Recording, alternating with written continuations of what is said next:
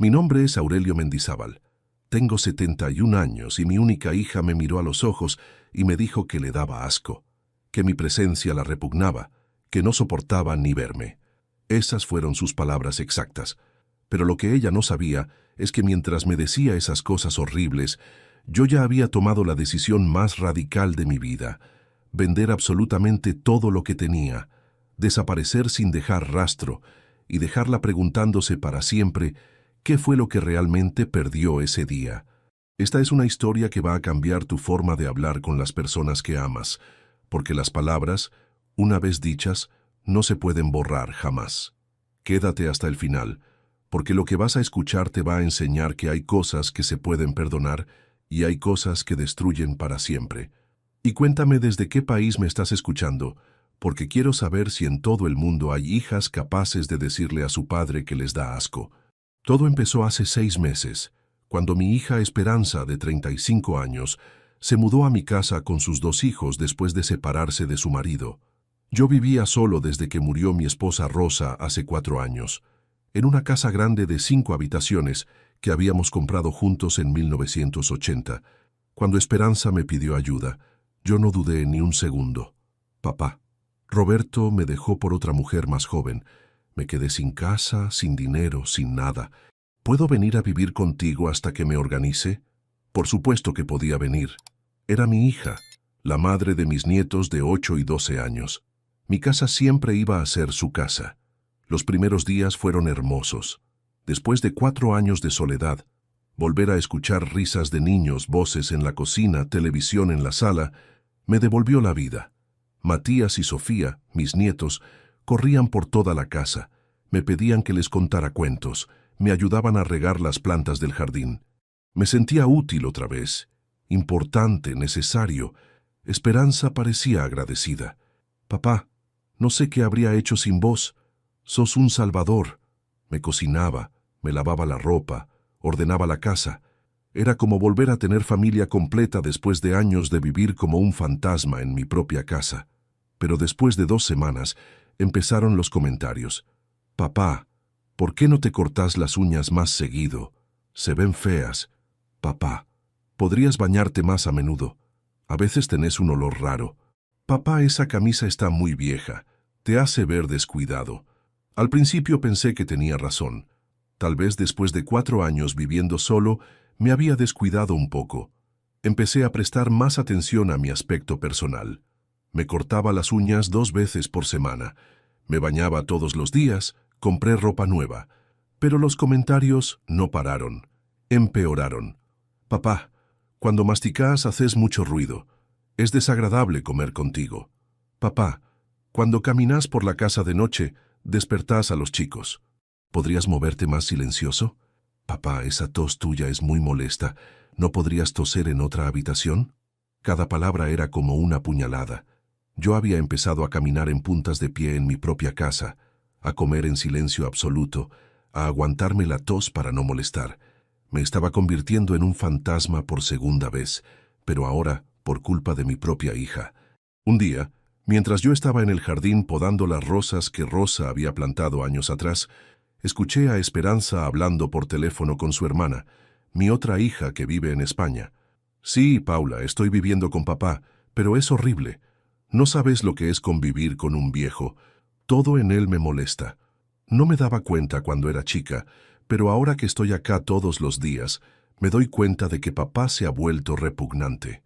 Huele raro, hace ruidos asquerosos, tiene hábitos de viejo que me dan náuseas. Repugnante, asqueroso, náuseas. Mi propia hija hablaba de mí como si fuera un animal enfermo. No sé cuánto tiempo más voy a poder aguantar vivir acá, pero no tengo otra opción, al menos hasta que consiga trabajo y pueda alquilar algo. Me estaba usando.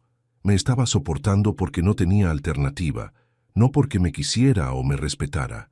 Esa noche no pude dormir. Me quedé despierto pensando en las palabras de Esperanza. ¿Realmente me había vuelto repugnante?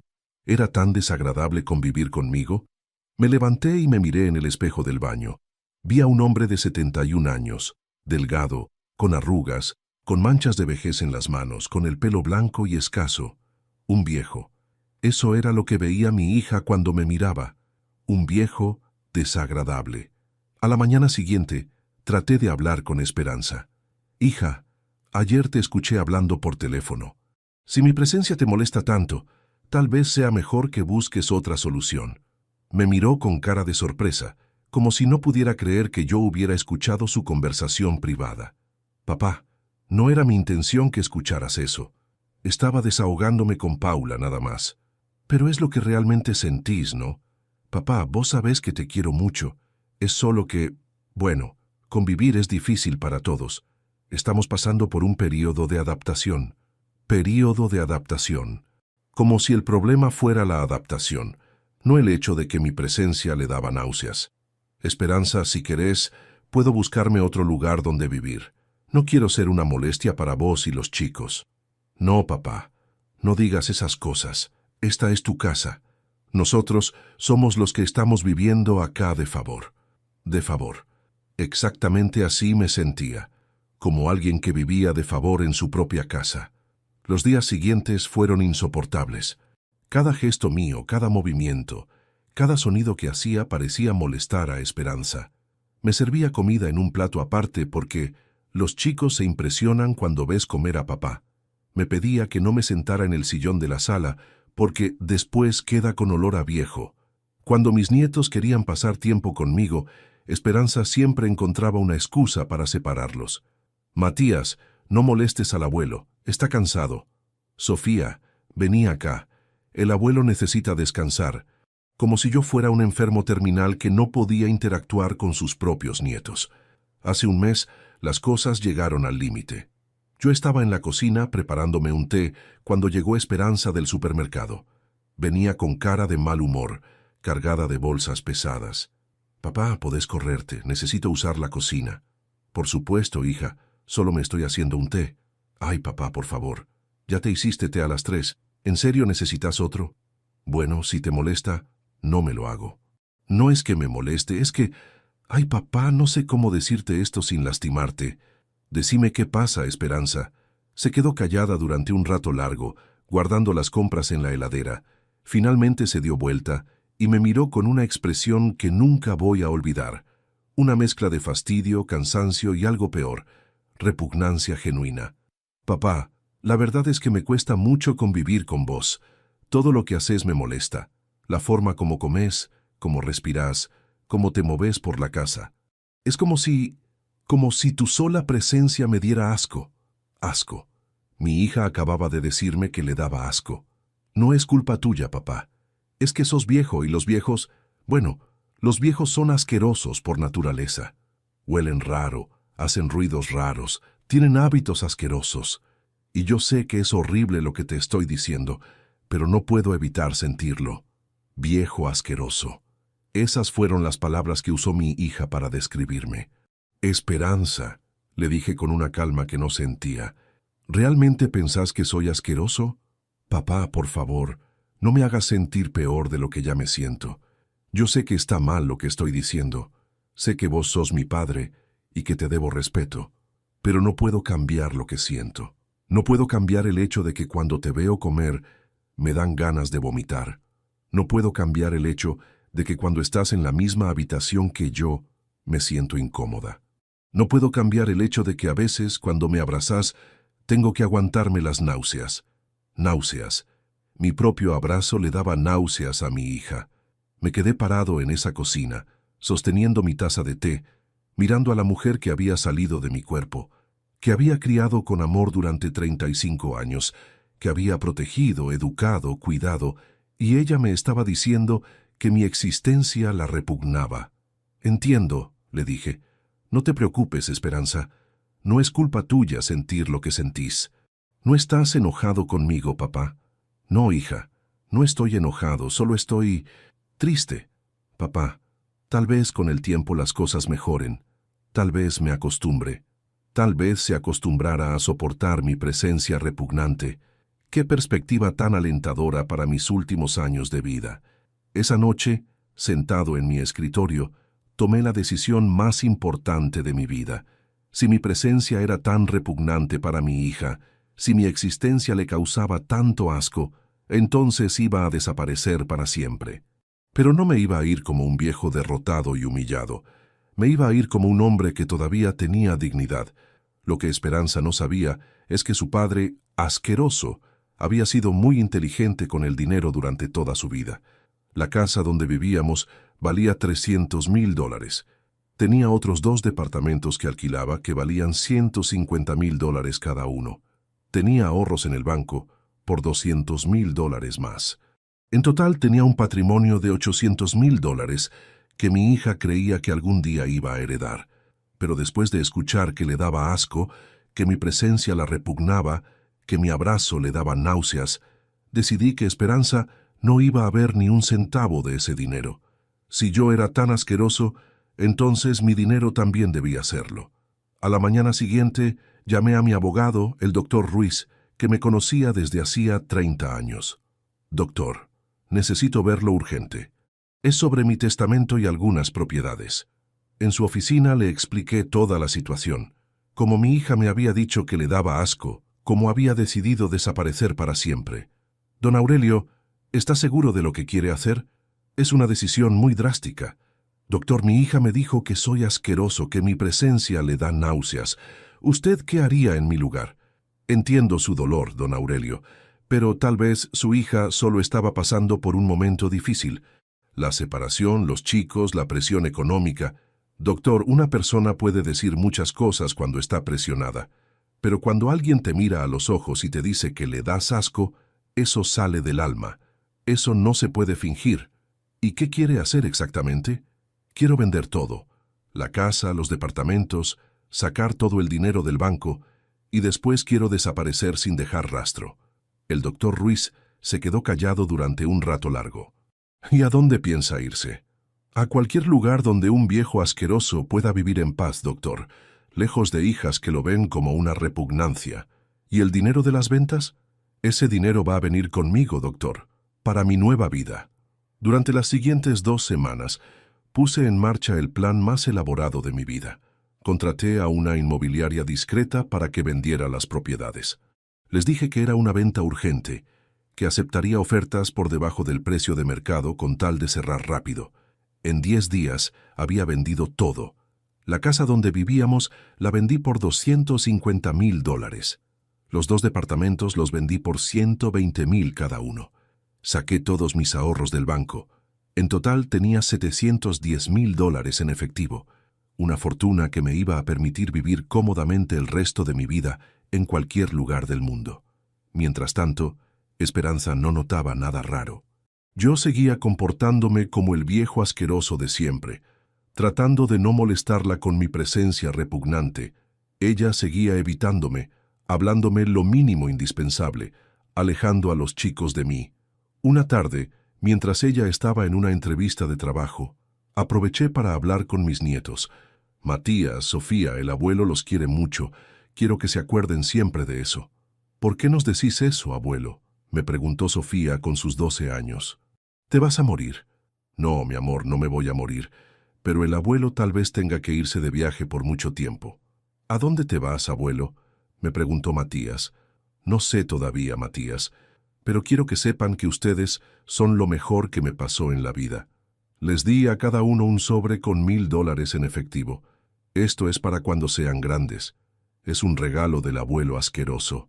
Abuelo, ¿por qué te decís asqueroso? Nosotros no pensamos que sos asqueroso. Lo sé, mis amores. Ustedes me ven con ojos de amor, pero hay gente que me ve con otros ojos. El miércoles pasado era el día elegido para mi desaparición. Esperanza había conseguido trabajo en una oficina contable y empezaba esa misma mañana. Los chicos tenían clases hasta las 5 de la tarde. Tenía el día entero para ejecutar mi plan sin interferencias. A las 8 de la mañana, después de que se fueron todos, llamé a una empresa de mudanzas. Necesito que vengan hoy mismo a retirar algunos muebles. Les dije que se llevaran solo las cosas de valor. El televisor grande, el equipo de música, la computadora, algunos electrodomésticos caros. El resto lo dejé para que Esperanza entendiera el mensaje. A las 10 de la mañana, los de la mudanza se habían llevado todo lo que yo quería.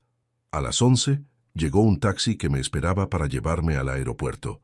Tenía una valija con ropa para una semana y un bolso con $710,000 distribuidos en billetes de diferentes denominaciones.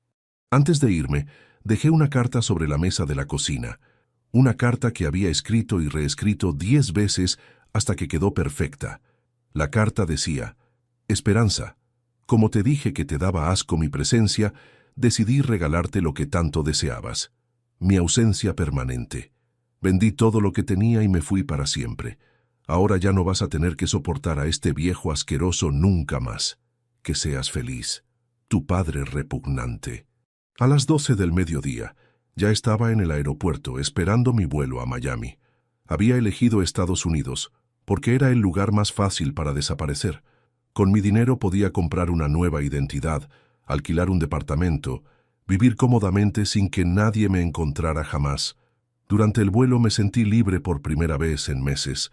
Ya no era el viejo asqueroso que tenía que caminar en puntas de pie en su propia casa. Ya no era el abuelo al que alejaban de sus nietos. Era Aurelio Mendizábal, un hombre de 71 años con $710,000 y el resto de su vida por delante. Llegué a Miami a las 8 de la noche. En el aeropuerto me esperaba un contacto que el doctor Ruiz me había conseguido, un hombre que se dedicaba a ayudar a gente que quería empezar una nueva vida. Señor Mendizábal, bienvenido a su nueva vida. ¿Está listo para desaparecer? En una semana tenía documentos nuevos, una cuenta bancaria nueva, un departamento alquilado en un barrio tranquilo de Miami y un teléfono nuevo. Oficialmente, Aurelio Mendizábal había desaparecido de la faz de la tierra. En su lugar había nacido Aurelio Méndez, jubilado argentino que vivía cómodamente de sus ahorros. Mientras tanto, en Argentina, Esperanza había llegado a casa después de su primer día de trabajo y había encontrado mi carta. Mi hermana Elena me contó después que Esperanza la había llamado gritando histéricamente: «Tía Elena, papá desapareció. Se llevó cosas de la casa y dejó una carta diciendo que se fue para siempre». «¿Y qué decía la carta exactamente?», le preguntó Elena. Esperanza le leyó mi carta completa. Elena se quedó callada durante un rato largo. «Esperanza, ¿vos realmente le dijiste a tu papá que te daba asco?». «Sí, pero fue en un momento de enojo. No lo decía en serio». «Esperanza, tu papá es un hombre orgulloso. Si te fue es porque está muy lastimado. Tía, ayúdame a encontrarlo. No puede haber ido muy lejos. No tiene mucho dinero. ¿Vos sabés cuánto dinero tenía tu papá?». «No mucho, tía. Una jubilación, algunos ahorros». Elena se rió amargamente. «Esperanza, tu papá tenía esta casa que vale una fortuna, 2 departamentos que alquilaba y ahorros que vos ni te imaginás. Si se fue con todo. Y si vendió las propiedades debe tener cerca de $1,000,000. Esperanza se desmayó. Literalmente se desmayó cuando Elena le dijo cuánto dinero había perdido por llamarme asqueroso. Cuando se despertó, empezó a llorar como una loca. «Tía, yo no sabía que papá tenía tanto dinero. Si hubiera sabido, nunca le habría dicho esas cosas horribles». «Esperanza, el problema no es que no sabías que tenía dinero. El problema es que le dijiste a tu propio padre que te daba asco. Eso no se hace ni aunque sea pobre». «Pero tía, yo estaba estresada, enojada, frustrada. No era mi intención lastimarlo tanto». «La intención no importa, Esperanza. Las palabras una vez dichas no se pueden borrar, y tu papá es un hombre que no perdona las humillaciones».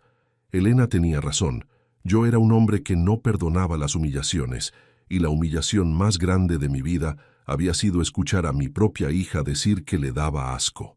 Durante mis primeros meses en Miami, Esperanza movió cielo y tierra para encontrarme. Contrató detectives privados, puso avisos en periódicos, contactó a la policía de varios países. Pero Aurelio Mendizábal había desaparecido completamente y Aurelio Méndez era invisible. Elena me contaba por teléfono todo lo que estaba pasando. «Aurelio, tu hija está desesperada. Ha bajado 15 kilos, no come, no duerme. Los chicos le preguntan todos los días cuándo va a volver el abuelo. ¿Y qué les dice? Les dice que el abuelo se fue de viaje, pero que va a volver pronto. Elena, yo no voy a volver, no ahora, no nunca. Hermano, tal vez tu hija aprendió la lección, tal vez ahora valora lo que perdió. Elena, si Esperanza me valorara, no me habría dicho que le daba asco. Lo que ella valora ahora es el dinero que perdió, no al padre que humilló. ¿Y los nietos? ¿No te importan los nietos? Esa pregunta me dolió más de lo que Elena podía imaginar. Por supuesto que me importaban mis nietos. Los extrañaba todos los días, pero había tomado una decisión y la iba a sostener. Elena, mis nietos van a crecer con la madre que eligieron tener. Una madre que les va a enseñar que los viejos son asquerosos, que la familia se puede humillar cuando molesta.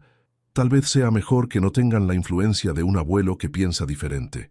Hace 3 meses, Elena me contó que Esperanza había tenido que dejar la casa porque no podía pagar el alquiler. Se mudó a un departamento pequeño con los chicos. Está trabajando 2 trabajos para poder llegar a fin de mes. ¿Y cómo están los chicos? Tristes, Aurelio.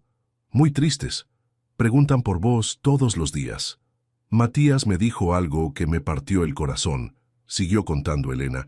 Me dijo, tía Elena, ¿será verdad que el abuelo se fue porque somos malos nietos? La pobre criatura piensa que vos te fuiste por culpa de ellos. Esa noche lloré por primera vez desde que llegué a Miami. Lloré porque mis nietos pensaban que yo me había ido por su culpa. Lloré porque una decisión que había tomado para castigar a mi hija también estaba lastimando a 2 inocentes. Pero no cambié de opinión. Si mis nietos estaban sufriendo, era porque su madre había elegido humillar a su abuelo en lugar de respetarlo. Las consecuencias de sus palabras no las iba a sufrir solo yo. El mes pasado, Elena me contó que Esperanza había empezado terapia psicológica. Le diagnosticaron depresión severa. El psicólogo le dijo que tiene que procesar la culpa de haber perdido a su padre por sus propias palabras. ¿Y qué dice ella en terapia? Dice que se arrepiente, que daría cualquier cosa por pedirte perdón. Elena, si Esperanza se arrepiente, no es por las palabras que me dijo. Se arrepiente por las consecuencias económicas de esas palabras. ¿Vos realmente crees eso, Aurelio? Elena, si yo hubiera sido un viejo pobre, si no hubiera tenido propiedades ni ahorros, ¿crees que Esperanza estaría tan desesperada por encontrarme? Elena se quedó callada. Sabía que yo tenía razón. Si yo hubiera sido un viejo sin dinero, Esperanza habría sido feliz de que me fuera. El problema no era mi ausencia, era la herencia perdida. Acá en Miami he construido una nueva vida. Vivo en un departamento cómodo cerca de la playa. Tengo vecinos agradables que no saben nada de mi pasado. He aprendido inglés básico para comunicarme mejor. Por primera vez en años, nadie me mira como si fuera asqueroso. He conocido a otros jubilados argentinos que viven acá. Jugamos cartas los jueves, vamos a almorzar los domingos, organizamos excursiones los fines de semana. Tengo una vida social activa con gente que me respeta, que valora mi compañía, que no encuentra repugnante mi presencia.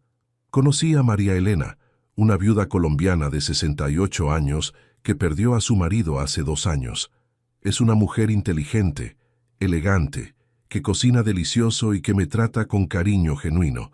No hemos hablado de matrimonio, pero disfrutamos mucho la compañía del otro.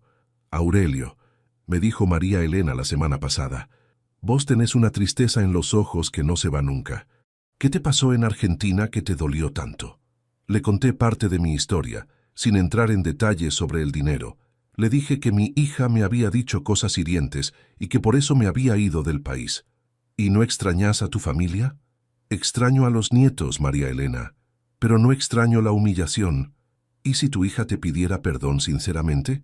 ¿Si realmente hubiera cambiado? María Elena, hay cosas que se pueden perdonar y hay cosas que no. Cuando tu propia hija te dice que le das asco, eso marca el alma para siempre. La semana pasada recibí una llamada que no esperaba. Era el doctor Ruiz, mi abogado de Argentina. Don Aurelio, necesito hablar con usted sobre un tema legal. ¿Qué pasa, doctor? Su hija ha contratado abogados para tratar de impugnar las ventas de sus propiedades. Alega que usted las vendió bajo coacción emocional. Eso es posible, doctor. Don Aurelio, usted vendió sus propiedades estando en pleno uso de sus facultades mentales. Tengo todos los papeles firmados, todas las evaluaciones psicológicas que pedí que se hiciera. Nadie puede impugnar esas ventas. ¿Y qué más quiere hacer mi hija? Quiere que la justicia la declare su tutora legal, alegando que usted está mentalmente incapacitado para manejar dinero. ¿En base a qué? en base a que un padre cuerdo nunca abandonaría a su hija y a sus nietos. Doctor, ¿un padre cuerdo soportaría que su hija le diga que le da asco? Por supuesto que no, don Aurelio, pero su hija está desesperada. Ha perdido su casa, está trabajando en 2 empleos, los chicos están en terapia psicológica, está haciendo cualquier cosa para recuperar el dinero. Que haga lo que quiera, doctor, pero no va a conseguir nada. Ayer Elena me llamó con una noticia que me sorprendió. Aurelio, Esperanza se mudó otra vez. Ahora vive en una pensión con los chicos. ¿Una pensión? Sí, hermano. No puede pagar el alquiler del departamento. Los chicos están faltando al colegio privado porque no puede pagar las cuotas. ¿Y cómo están ellos? Mal, Aurelio, muy mal. Matías me preguntó si vos te moriste y por eso no volvés. Sofía no habla casi nada desde que se mudaron a la pensión. Elena, yo no elegí que mis nietos sufrieran. Esperanza eligió humillarme sabiendo que tenía hijos que dependían de mí.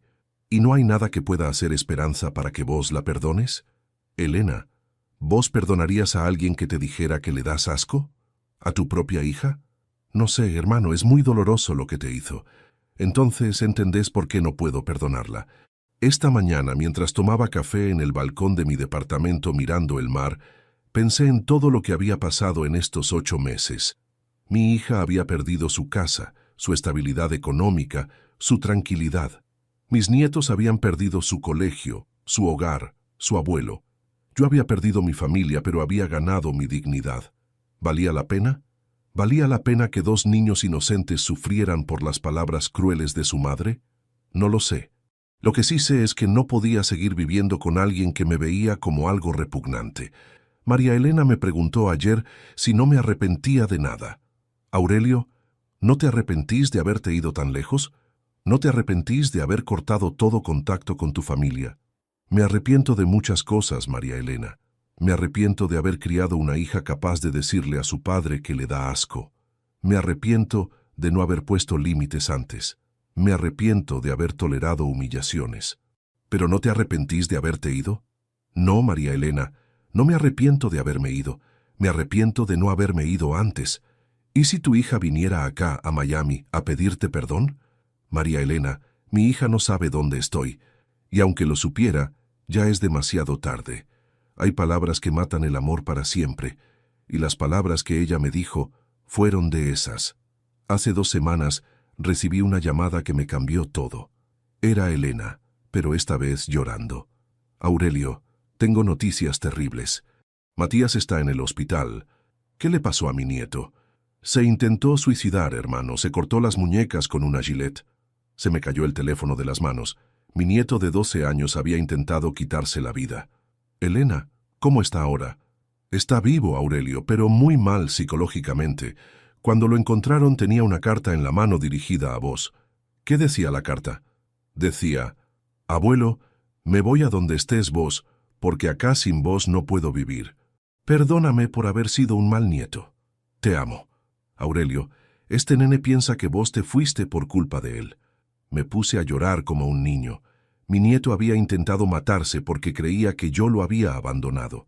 Elena, quiero hablar con él. Aurelio, Matías está en terapia intensiva. No puede hablar por teléfono. Pero los médicos dicen que lo único que repite es tu nombre. Quiero al abuelo, quiero al abuelo. ¿Y Esperanza? Esperanza está destruida, hermano. Se culpa por todo lo que pasó. Esa noche no dormí. Caminé por la playa durante horas, pensando en mi nieto internado en un hospital psiquiátrico, pensando en las consecuencias de mi decisión. Había querido castigar a mi hija, pero había terminado castigando a un niño inocente.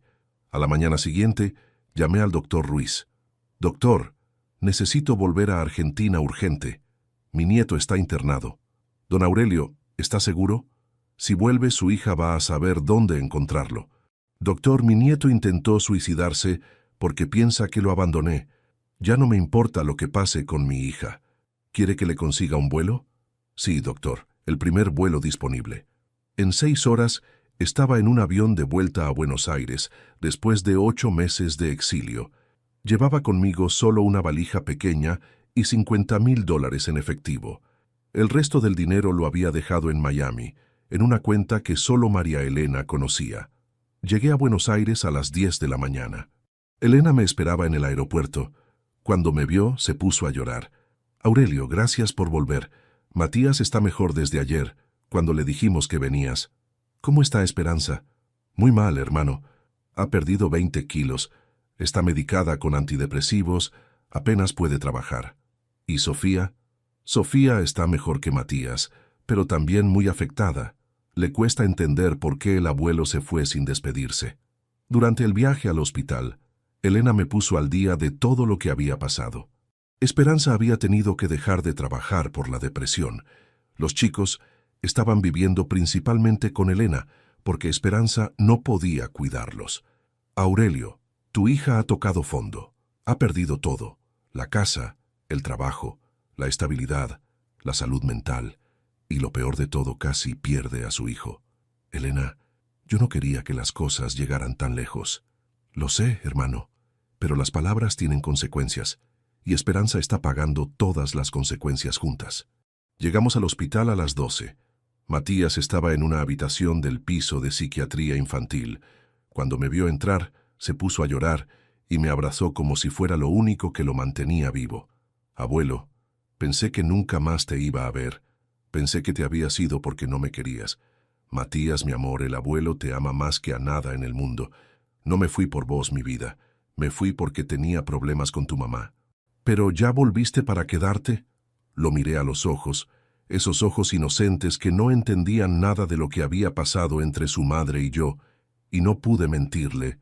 Matías, el abuelo volvió para verte, para abrazarte, para decirte cuánto te ama, pero no sé si me voy a quedar para siempre. ¿Por qué, abuelo? ¿Qué hizo mamá tan malo que no la podés perdonar? Mamá me dijo cosas que me lastimaron mucho, mi amor. Cosas que un hijo no debería decirle nunca a su papá. ¿Pero no podés perdonarla? Mamá llora todos los días diciendo que fue mala con vos. Matías, hay cosas que se pueden perdonar y hay cosas que no, pero lo importante es que vos sepas que el abuelo te ama, pase lo que pase entre tu mamá y yo. Pasé toda la tarde con Matías. Le conté historias, jugamos cartas, me contó todo lo que había pasado durante estos 8 meses. Abuelo, mamá dice que vos eras millonario y que por culpa de ella perdimos todo el dinero. ¿Y qué pensás vos de eso, Matías? Pienso que no me importa si eras millonario o pobre, abuelo. Yo te extrañaba a vos, no a tu dinero. ¿Y mamá? Mamá creo que sí extrañaba el dinero, abuelo. Siempre hablaba de la plata que habíamos perdido. Los niños ven todo, entienden todo, aunque no sepan expresarlo. A las 6 de la tarde llegó Esperanza al hospital. Cuando me vio, se quedó parada en el marco de la puerta, sin animarse a entrar. Había cambiado completamente. Estaba flaca, pálida, con ojeras profundas, el pelo descuidado, la ropa vieja. Era el fantasma de mi hija. «Papá», me dijo con una voz quebrada, «gracias por volver. Vine por Matías, Esperanza. Vine porque mi nieto intentó matarse pensando que lo había abandonado. Papá, yo sé que no tengo derecho a pedirte nada, pero necesito hablar con vos». «Habla». «No acá, papá. Podemos ir a algún lugar privado». Dejamos a Matías con Elena y fuimos a la cafetería del hospital. Esperanza se sentó frente a mí y empezó a llorar sin control. «Papá, soy la peor hija del mundo. No tengo perdón por lo que te hice». «Esperanza, ¿sabes exactamente lo que me hiciste? Te dije que me dabas asco, papá. Te dije que eras asqueroso, que tu presencia me repugnaba. Fueron las palabras más crueles que se pueden decir a un padre. ¿Y por qué me dijiste esas cosas? Porque estaba enojada, frustrada, amargada por mi separación. Descargué toda mi bronca con vos, que eras lo más fácil, porque sabía que me ibas a perdonar siempre. ¿Te das cuenta de lo que acabas de decir, Esperanza?» «¿Qué, papá?» «Que me maltrataste porque sabías que yo te iba a perdonar siempre, que abusaste de mi amor». Se quedó callada durante un rato largo. «Tenés razón, papá. Abusé de tu amor, abusé de tu paciencia, abusé de tu bondad. Y cuando te fuiste, me di cuenta de lo que había perdido». «¿Te diste cuenta de que habías perdido a tu padre o te diste cuenta de que habías perdido una fortuna?» «Al principio, papá, voy a ser honesta, me desesperé más por la plata que por vos. Pensé, perdí $1 millón por mi bocaza. Pero después, cuando pasaron los meses, cuando vi a mis hijos preguntando por vos todos los días, me di cuenta de que había perdido algo mucho más valioso. ¿Qué cosa? Había perdido al mejor padre del mundo, papá. Había perdido al hombre que me crió, que me protegió, que me ayudó siempre. Había perdido a mi héroe. Esperanza, si yo realmente era tu héroe, ¿cómo pudiste decirme que te daba asco? Porque soy una idiota, papá. Porque soy una malagradecida. Porque no supe valorar lo que tenía hasta que lo perdí. ¿Y ahora qué querés? Quiero que me perdones, papá. Quiero que vuelvas a casa. Quiero que seamos una familia otra vez. Esperanza, yo ya no tengo casa. Vendí la casa donde vivíamos. Ya sé, papá, pero podemos alquilar algo juntos. Yo trabajo ahora. Puedo ayudar con los gastos. ¿Y cómo sé que no me vas a volver a tratar mal cuando estemos viviendo juntos otra vez? Porque aprendí la lección más dolorosa de mi vida, papá, porque casi pierdo a mi hijo por mi culpa, porque me di cuenta de que sin vos no somos nada. Esperanza, vos dijiste que los viejos eran asquerosos por naturaleza. Yo sigo siendo viejo. ¿Ya no te parezco asqueroso? Papá, por favor, no me hagas repetir esas palabras horribles. Me avergüenzo de haberlas dicho. Vos no sos asqueroso, papá. Vos sos lo más hermoso que tengo en la vida. ¿Y si te vuelvo a molestar con mis hábitos de viejo? Papá, vos podés hacer lo que quieras, como quieras, cuando quieras. Es tu derecho. Yo no tengo derecho a criticarte, a juzgarte, a maltratarte. Esperanza, las palabras que me dijiste no se borran con disculpas. Lo sé, papá. Pero tal vez se puedan borrar con hechos. Déjame demostrarte que puedo ser la hija que te mereces. Esa noche me quedé en un hotel cerca del hospital. No podía dormir, pensando en todo lo que había pasado, en todas las decisiones que había tomado. Mi nieto había intentado suicidarse por mi culpa. Mi hija había tocado fondo por mi culpa. Yo había querido enseñar una lección, pero había destruido una familia. Al día siguiente, volví al hospital temprano. Matías estaba mejor, más animado. «Abuelo, ¿te vas a quedar?» «No sé, Matías, es complicado. ¿Pero me vas a venir a ver?» «Por supuesto, mi amor. Aunque viva en la luna, voy a venir a verte». Sofía llegó con Elena a las 10 de la mañana. Cuando me vio, corrió a abrazarme. «Abuelo, te extrañé tanto. ¿Por qué te fuiste sin despedirte?» «Porque el abuelo estaba muy enojado, mi amor. A veces los grandes hacemos cosas que no están bien cuando estamos muy enojados». «¿Y ya no estás enojado?» «Estoy menos enojado, Sofía. Pero todavía duele lo que pasó». «¿Mamá te pidió perdón?» «Sí, mi amor, mamá me pidió perdón». «¿Y la vas a perdonar?» «No sé, Sofía. Perdonar es difícil cuando alguien te lastima mucho». Esperanza llegó al mediodía con un ramo de flores y una carta. «Papá, escribí esto para vos. Son todas las cosas que no pude decirte en 8 meses». Leí la carta ahí mismo. Era una disculpa larga, detallada, donde reconocía cada error, cada maltrato, cada humillación que me había hecho sufrir. «Papá», terminaba la carta, «sé que no merezco tu perdón, sé que fui la peor hija del mundo, pero si me das una oportunidad, voy a pasar el resto de mi vida tratando de ser la hija que siempre debí haber sido. Te amo, papá. Tu hija arrepentida, Esperanza». «¿Qué te parece la carta, papá?» «Está muy bien escrita, Esperanza, pero las cartas son fáciles de escribir. Los cambios son difíciles de sostener. Déjame intentarlo, papá. Déjame demostrar que puedo cambiar». «¿Y si no podés cambiar? ¿Y si en 6 meses volvés a tratarme mal? Entonces tenés derecho a irte otra vez, papá, pero esta vez para siempre, sin posibilidad de perdón». «Esperanza, yo ya no soy el mismo hombre que se fue hace 8 meses. He vivido solo, he aprendido a valorar mi independencia, he conocido gente que me respeta. No sé si quiero volver a depender de la buena voluntad de una hija. ¿Entonces no me vas a dar ninguna oportunidad?» «Te voy a dar una oportunidad, Esperanza, pero con condiciones muy claras. Las que vos quieras, papá. Primera condición, si volvemos a vivir juntos, yo voy a pagar mi parte de todos los gastos. No quiero vivir de favor en ningún lado. Papá, no es necesario que pagues nada. Es necesario para mí, Esperanza. Quiero vivir como un igual, no como una carga». «Está bien, papá. ¿Cuál es la segunda condición?» «Segunda condición. Al primer maltrato, a la primera humillación, A la primera vez que me hagas sentir que soy una molestia, me voy y no vuelvo nunca más. Acepto, papá. ¿Hay más condiciones? Tercera condición. Vamos a vivir en un lugar neutro. No en tu casa, no en mi casa. En un lugar nuevo donde ambos empecemos de cero. ¿Y cómo vamos a pagar un lugar nuevo? Esperanza, yo traje dinero de Miami. No todo, pero suficiente para alquilar algo digno. Papá, vos seguís teniendo plata. Tengo algo, Esperanza.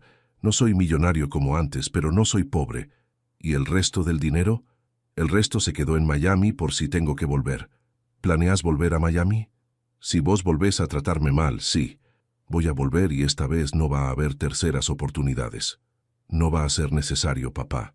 Te lo juro por mis hijos. Los juramentos de Esperanza ya no me convencían como antes, pero estaba dispuesto a darle una oportunidad por mis nietos. Hace una semana que salimos del hospital con Matías, encontramos un departamento de 3 habitaciones en un barrio tranquilo. Es un lugar lindo, cómodo, donde cada uno tiene su espacio. Esperanza cumple religiosamente todas sus promesas. Me trata con respeto, me incluye en las conversaciones, valora mis opiniones, pero yo sigo siendo cauteloso. Sé que es fácil portarse bien durante una semana, durante un mes. Lo difícil es sostener el cambio para siempre. Por eso mantengo mi cuenta en Miami. Por eso no vendí mi pasaje de vuelta. Los chicos están felices de tener al abuelo de vuelta. Matías me cuenta todo lo que pasó durante estos meses, cómo extrañaba nuestras charlas, cómo soñaba con que yo volviera. Sofía me ayuda a cocinar como hacíamos antes, me cuenta los chismes del colegio, me pide consejos sobre sus amigas. Esperanza consiguió un trabajo mejor, en una empresa que le permite trabajar medio tiempo para estar más con los chicos. Papá, me dijo ayer, gracias por darme esta oportunidad. Sé que no me la merecía. Esperanza, las oportunidades no se merecen, se aprovechan o se desperdician. Yo no voy a desperdiciar esta, papá, te lo prometo. Esperanza, no me hagas promesas, simplemente trátame bien y va a ser suficiente. ¿Y si cometo algún error? Si un día estoy de mal humor y te hablo mal sin querer. Esperanza, hay una diferencia entre estar de mal humor y decirle a tu padre que te da asco. Una diferencia enorme. ¿Y cómo voy a saber cuál es el límite? Vas a saber, Esperanza. El corazón te va a decir cuándo estás cruzando la línea. María Elena me llama todos los días desde Miami. Aurelio, ¿cómo te va con tu familia? Bien, María Elena. Por ahora bien. ¿Extrañas Miami? Extraño la tranquilidad, María Elena.